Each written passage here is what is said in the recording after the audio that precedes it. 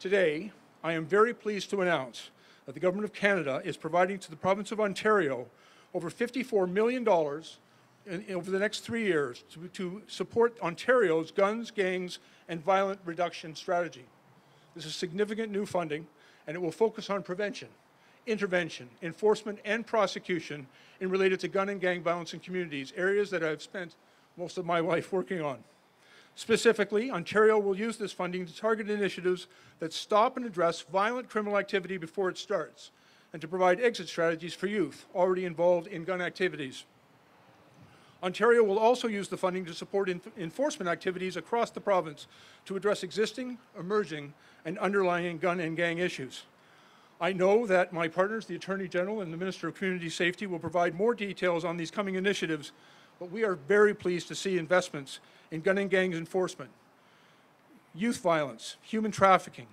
efforts to keep our kids in school, investments in Indigenous youth, and particularly here in Peel Region, the development of an intensive firearm bail team to help keep this community safe. This funding is in addition to $11 million announced earlier this year, in April, that the province of Ontario has been investing in community safety initiatives this summer. It's also in addition to the $1.5 million that the federal government provided to the City of Toronto just 2 weeks ago, based on an equal contribution from the Ontario government and the City of Toronto for a total of $4.5 million to tackle gun and gang crime and to support police efforts to keep that community safe. All told, I believe today's announcement is about strong enforcement and prosecution, proactive gun and gang disruption, tailored youth and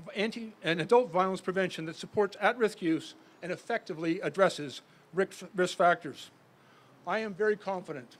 that the Ontario government and their community partners will use this money well to help keep our community safe.